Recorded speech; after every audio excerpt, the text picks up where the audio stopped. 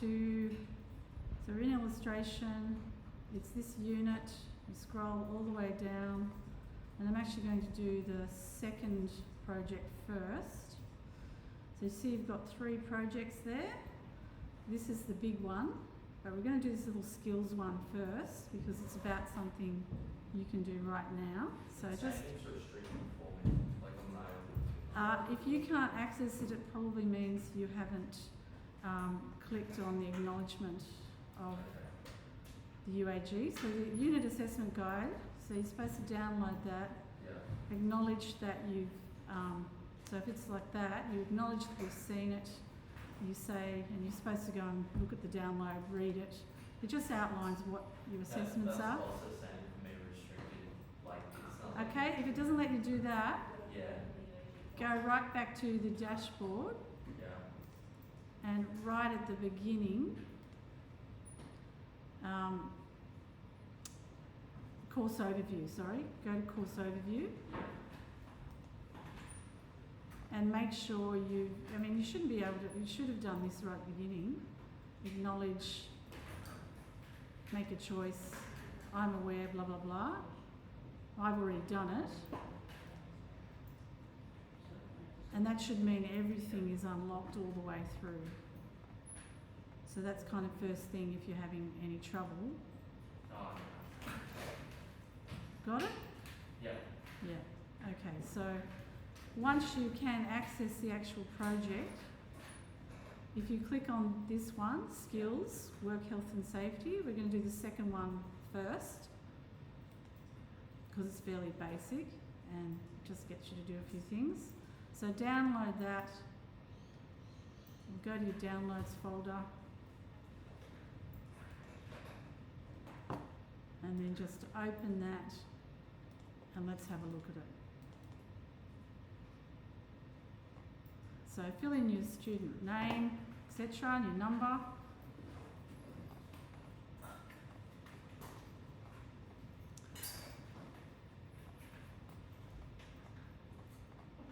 Da-da-da-da-da. So this is actually like a bit of a walkthrough with some safety requirements. And what we're talking about is the ergonomic workstation. And the task you're going to have here is to just complete your workstation checklist. So we're doing this first because this is probably the most relevant health and safety problem that graphic designers will encounter. So getting RSI, repetitive strain injury, from incorrect posture and a workplace, like if you're working on your kitchen bench top at home, you can't adjust the height of your chair and you certainly can't adjust the height of the desk. This is problematic. So what you want to do is now just have a look at your own posture right now and adjust your chair. So check your posture, check where your legs are. So you're meant to have your leg at right angles. And at home, if you can get yourself a footrest, that's also very helpful. We don't have them here, but at the very least, make sure that your knees to your hip are in that line. Adjust the back of the chair as well, so it's really supporting your back. You have a couple of adjustments. You have a height adjustment. When it comes to the actual adjustment of where the mouse is and the keyboard, you really should have, see how he's got the straight, again, as a right angle? So have a look. So at the moment, you can see, I'm at the front here, and I can see my hand's at an angle here. That's no good. So I've got to reduce the height of mine till I've got a right angle. So you check your height and get that elbow to a right angle, and so you feel like your spine is straight, and there's another adjustment on your seat where you can pull the backrest in closer to your back. Then have a look at where the actual monitor is. Now these ones should be okay. You should be actually getting that straight eye view. Where you're going to run into trouble is when you're working probably at home on a laptop. So you check your angle on the laptop, you'll find that your head ends up really looking down, and that's not great. So at home, you might want to get yourself a little stand, and then you can bring up the height of your laptop, and then get a separate keyboard to plug in, so you can have the keyboard separate and have your arm resting right angled. So we're talking about this now because you're at the beginning of your career. Going forward, you would want to, be able to sustain a long career. And I can speak from personal experience. I've had RSI. It really stops you working, It's really painful. You have to do a lot of physio, and it doesn't just affect your arm here and your hands. It goes all the way up into your neck and your back. It's very debilitating, and the only way you can really get it to cure is to completely stop for a while. So that's a real career stopper. Yeah, it takes you out of being employed. So it's worth taking this issue seriously. We're going to cover a lot of other WHS issues generally, but I'd say this is the really key one because graphic designers will spend a lot of time sitting at a keyboard. Some people invest in I certainly have friends and colleagues who've done this, a desk that you can go up and down. They're quite expensive, but if you're planning on doing a lot of work from home, that's another option. So the actual desk can go up and down. Sometimes you can stand, so you can vary your posture. So the other things to think about with the whole, eyesight and the monitor is you can see that gaze, if you're looking at that computer for a long time, what's actually going to happen to you, it's like if you read an awful lot. Eventually your focal point shortens and you develop short-sightedness, or if you've already got short-sightedness, it gets much, much worse.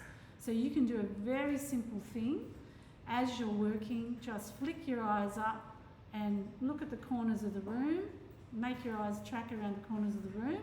So you're making your eyes focus to a long distance, or look out the windows, good.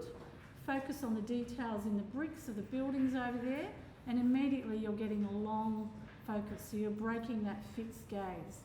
The other thing in terms of sitting, we know there's a lot of risks with sitting for long periods of time. It's equivalent to the kind of, the dangers of DV and sitting on long haul flights. We know it's bad for us. So the idea is that you take a break every hour. So that means, maybe setting an alarm in your phone, little buzzer. A lot of students in diploma do this. Little buzzer goes off and they'll get up, and even if you just get up and stretch a little bit and then sit down, better still, maybe just go for a little walk, come back, and you've broken that sitting for long periods of time. It's another reason why people might invest in a standing desk as well, so that you can vary your posture. So those are the main, they're really big problems in the graphic design industry. So if you find yourself working to a deadline, and you're tense, you'll find you're crunching your whole posture. So just reminding yourself that you need to take frequent breaks, and that at home, if you can set up your workstation to be ergonomic, there's plenty of guides, and this is a good guide for how to do it, and so on. So think about that, and then go through what you have to do right now is to actually, I've just talked through basically all of this. Perform regular pause exercises, set up your workstation appropriately. Don't leave it if you do get symptoms with your hand. Go and see a physiotherapist immediately. If you share the workstation, which is what you do at TAFE, you have to go in every lesson, and you should be doing this first up. Just having a readjustment, because the person before you might have been shorter or taller or whatever. So other things you might think about at home is thinking about the light conditions. So if you put your computer against a very light background, so if you can see where Lachlan's sitting, he's got light coming in from outside. So if that's happening, if it's really strong, that's at least got a bit of filtered light there. He could put the blind down, that's one thing he could do. At home though, you can control that. So it's not a great idea to have a bright window behind your computer. So think about where you're putting it. But you need good lighting, because again, that's eye strain. So you're going to go through this workstation checklist and say yes or no to this. So just go through and you're going to check it off. Actually go through this, do each one, answer yes or no. If it's no, you know, and things you might not have thought about, like the way you're gripping the mouse. And, you know, a lot of students will go and buy an ergonomic mouse and bring it with them to TAFE. That's also something you can do.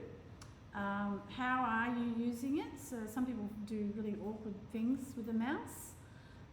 Can you use alternate hands? That's always a great thing if you can push yourself to do a little bit with the other hand to give your favoured hand a bit of a rest. And sometimes if you can, you know, if you do use a tablet, sometimes that's a good alternative if it suits the thing you're doing. So positioning the keyboard, it goes through everything. The lighting, so thinking about your lighting. Lockie, I think you might have already done the WHS. Yeah, so you just finished the wrapping paper one, yeah? Go ahead with that. The noise level, so again, you know, sometimes air conditioning can really upset people. For yourself at home, you might think about whether you need to actually close a window, but then there's also things about temperature. Are you too hot? Are you too cold? This is very personal with some people.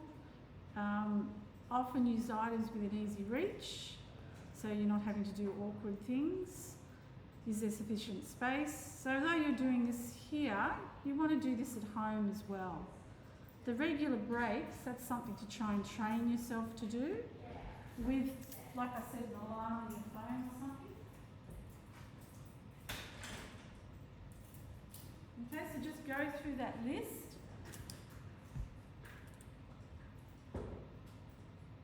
We don't even have telephones.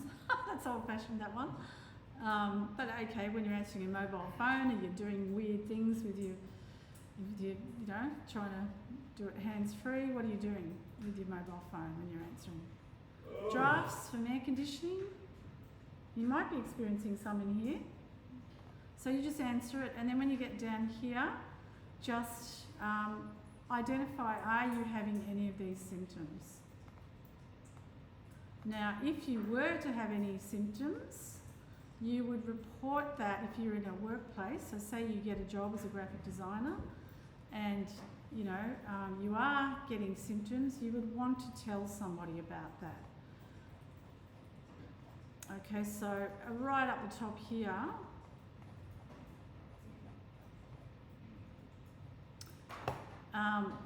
it asks you to think about things like the personal protective requirements.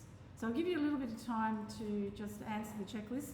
Then I'm going to help you answer this one by talking about PPE, that's personal protective equipment. So you just go ahead and answer, do the checklist.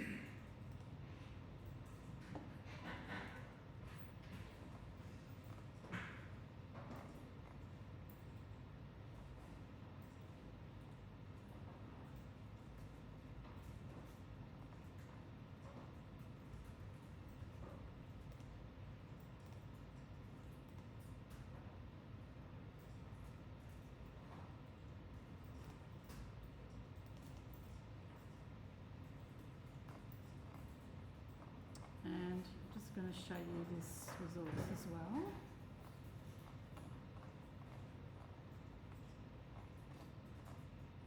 More words.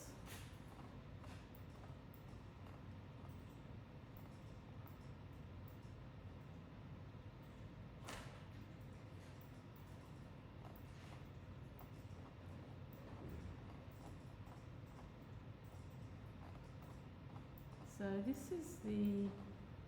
this document I've got up on the screen at the moment is the workbook, which we've also given to you. I'll show you where that is.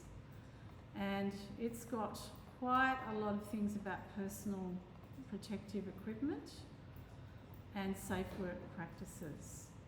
So in terms of answering the question about personal protective equipment, what we're looking for to answer that is the kind of things you might need to consider in terms of personal protective equipment in a design studio. So you've got safe work practices here, and then it's got a list of personal protective equipment that you might need to think about. So really for you guys, the most likely thing that you might want to consider is protective footwear. So when it asks you for personal protective equipment you might need in a studio, because we sometimes use a cutting mat and cutting equipment, even in a studio there might be a guillotine. So you might find that that particular workplace you would not be allowed to wear, as you're not allowed to at TAFE either, you're not allowed to wear open-toed things or things like flip-flops, you know, thongs. You're not supposed to wear those. And in a typical design studio, you'd be asked to wear sensible shoes. You might have to, if you've got equipment in a storeroom or something, you might need to use a step ladder. There should be signage in there as well, so you can think about that if there's anything you should wear. So I'll look at that in a minute. But this is the one really that you know that you'd want to know for your safety, that you'd want ergonomic chairs, etc. And wrist rests, that's another thing, adjustable desks. So those are the things that are very important. So in terms of mandatory personal protective equipment, signage, so back up here, we're just looking at some of the things that might be necessary in the workplace. So have a look at those. If you're in a design studio, you can consider this classroom a design studio. Consider the TAFE building. You know, it's a workplace. Which of these safety signs and symbols do you notice, do you think would be in a typical workplace? So use your own judgment on that. What do you think? Anyone? Which of these? Would we have the non-smoking thing? Sign? Yeah, I'm pretty sure we would. Most workplaces would have that. So if you need to smoke or vape, you're not allowed to do it on the premises. You'd have to do it out in the open air. Would we need fire extinguisher signage? Yeah. Pretty sure you would. Now warning signs are like these are you know, notice the safety ones here are the prohibition signs, and warning signs are in red. Yellow signs, they indicate some risky thing that might be in the workplace. So think about a design studio. I don't know, can you imagine what might be, you know, it could be something to do with an electrical fault somewhere, or equipment you shouldn't touch. There might be a yellow one of these. There might be one to caution you about stairs. So see this, it says, you know, slippery when wet, that kind of thing. There might be a set of stairs that has a warning there are stairs ahead. Would depend on the workplace, but faulty equipment and things that they don't want you to touch might have one of these. There would usually have to be an emergency exit sign. These are all very typical. In terms of the personal protective equipment, they tend to be the blue ones. So if you had some kind of equipment in a studio that was really noisy, you might have a blue one of these, which, you know, symbolises wearing ear protection. Or if you're using some hazardous material, a mask. Less likely in a design studio, but you could have a trip hazard sign. Okay, so you just list the ones out of those you think you might use. Now this document, I'd like you to download that. I'll just show you where that is, because this is your resource that's going to help you answer the other assignment as well. So if you go ahead with finishing that one, and then to use that resource you just need to go back to the illustration one and then open the first Work Health and Safety project, and you can download all of those.